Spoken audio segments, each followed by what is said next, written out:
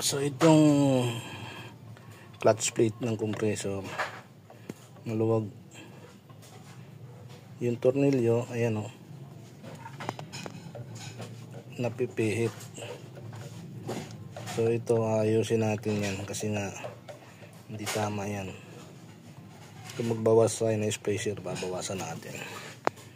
Tinanggal namin to dahil may problema evaporator, butas aircon ang sira nito. Tapos yung pulley niya is nasira na. Yan, sira na tong pulley na to. Kaya sabi niya may maingay, parang magaspang na gumigiling. So papalitan natin yung buong pulley na yan, pati na yung belt dito. Kung ano pa yung maingay dyan, papalitan natin yan. So ito na yung tinanggal dyan. Yan. At yung dashboard nito inaalis na unti-unti. Andiyan niya yung sa dashboard niya.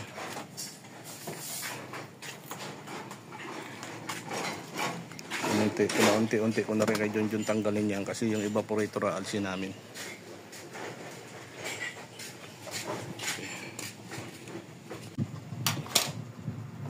Papalitan namin yung wire nito.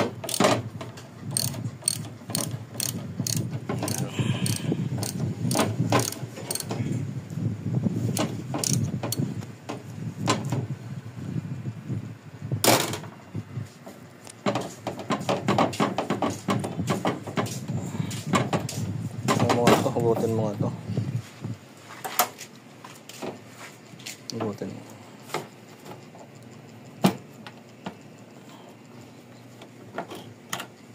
Tapos lagay mo mga ron. Bukutin mo itong ano.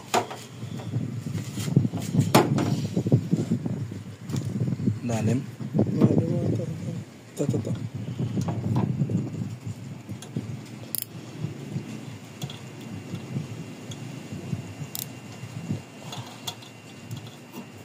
Tak ni.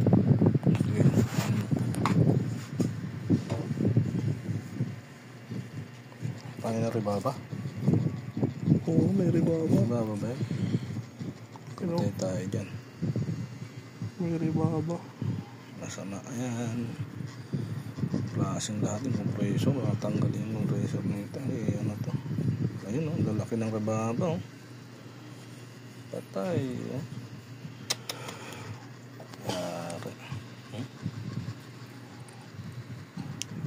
Tama compressor niya.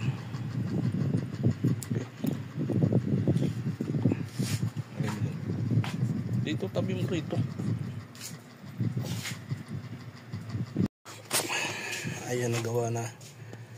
Hindi na siya maluwag. Wala na siyang play. Ayan o. Wala nang play. Ayan, walang sabit. Kaya lang itong compressor na ito mukhang mahina. Hindi nagpe-pressure pagka minamanual, siguro pag malakas na under yan. Okay. Ngayon pa lang namin nakakabit yung evaporator niyan. Kaya makonsumo sa oras talaga pagka ito gagawin. Maghapon kami talaga rito. Okay, kakabit na namin yung bracket ng sa steering niya. Na-flashing na lang ngayon po yan. So ito na ngayon yung bagong dryer nya, yung filter nya.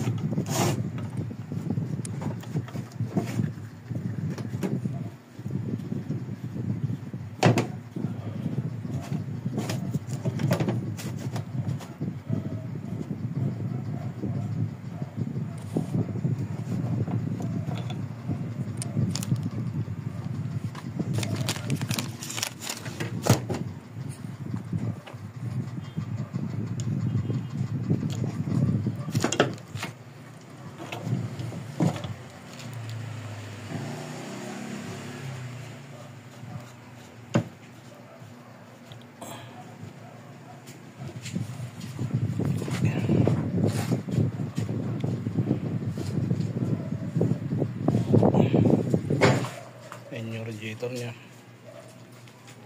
At yung anak ko naman dito si Junjun nagkakabit-kabit na ng dashboard niya.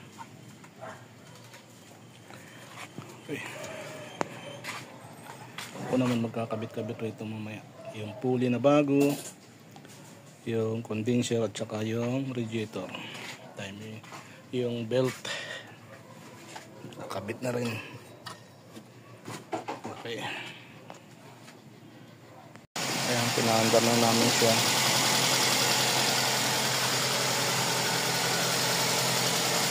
Di na naman kami. So painitin lang muna namin ito.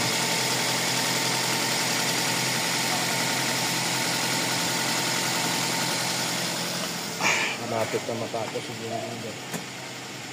Yan na lang kakabit na dyan.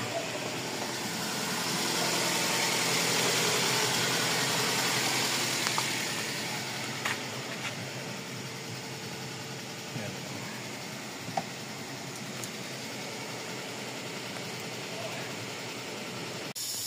So ito yung Avanza kahapon na dumating, sira yung evaporator. So wala siyang aircon, walang idea kung maganda pa ang compressor, pero na-flashing lahat to.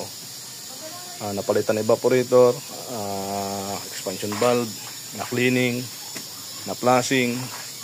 So ang may problema ngayon is compressor. So pumayag ng may-ari nito na magpalit ng compressor. So magbabaklas muna kami ng compressor at mag-flashing ulit bago ikabit yan. Okay, ayan yung compressor na yan. Dahil nung nilagyan ko ng langis to, nakikita ko na, sabi ko walang compression yung compressor. So dahil nga walang idea, tinry, so positive, mahina ang bumba. Hindi nagbubumba ng 180, 100 lang pinakamatas. Pag nire-rev, maabot siya ng 200. So pump ang may problema nito. Although nakakalamig ng konti sa likod, pero masisiyahan ng may-ari noon, hindi naman masisiyahan ng may-ari noon, kaya kailangan talaga palitan tong compressor nito. Okay. Ito yung lumang compressor ng Avanza. Ang unang testing ko rito, naglagay ako ng langis. Yan, oh, wala talagang pressure, oh. Wala man lang kabuga-buga, oh. Suction, wala rin. So talagang bagsak. Mahina ang pressure talaga doon pagka charge na. Ito na yung bago. So ito na yung bago. Ayan, oh. Lakas. Tapos yung suction. Lakas. So alisan na lang muna natin, tingnan natin gano'ng karami langis. Okay. Araw nagawaan dito dahil kabibili lang ng compressor. Bago na yung compressor, so okay na. Umayaw na rin yung gawa dahil mahina talaga yung compressor. Tapos passing ulit kami ng linya nito dahil nga bagong compressor, palit na rin ng drive filter niya. Problema na lang yung fan, ano ba ilawan to, ulitin to, ha? Yung motor fan ulit system niya, ingay, sabi ko na ito nangyari. Pero ang sabi ko nangyari, kumain na lang muna yung ano, kasi sagat na, ito itong motor na yan, nakalog na ngayon yung motor niya.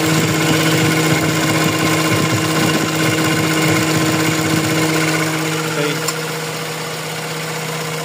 Ang gagawin natin dyan yung, kaya andar ng andar yan, kulang sa tubig yan. Kulang pa sa tubig, hindi pa naka-open. Ayan o, halos malamig pa rito. Iparata mo na lang doon, tapos titignan natin mamaya yung ano. Okay, hindi ko pwedeng ikabit muna yung pan nito kasi pag kinabit ko yung extra blower pan, yung nandiyan sa nakasilid dyan sa loob, lalong mabilis, mababa ang high pressure niya, high side niya. So tatabi ko na muna to, hindi ko muna pagaganahin to relay na to. Diyan ko na muna sa pinapagana sa hindi na kulit lang niya na natapos na rin kami. So 2 days halos ang ginawa. Thank you. So ito na yung condition ng Avanza. Maingay yung fan. Hintayin natin mag-automatic yan. Ayun, nag-automatic na.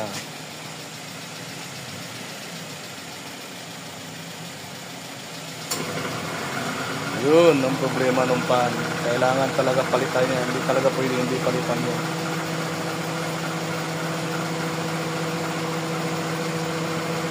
Sige na John, iatas mo na yan. Ilagay mo na ron. Doon na lang uli, paharap. O ano ba gusto mo? Paharap o... Sige. So, panay na. Ano, malamig? Malamig. Hop. May mga parada rito. Natapos na rin kami sa Avanza na yan. Ginabi uli dahil marami mga sumisingit na trabaho. Yun, natas mo na!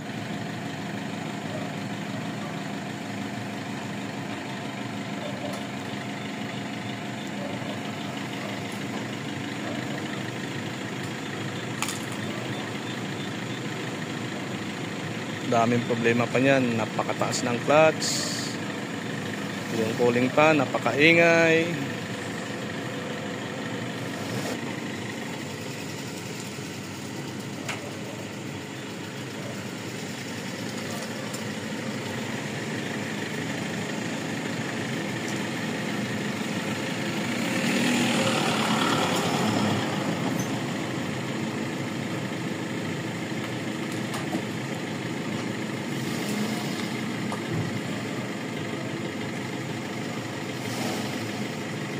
Ano yan? Okay na yan. At ito yung mga pinagpalitan niyan lahat. Compressor, evaporator, at kung ano-ano pang pyesa ng aircon.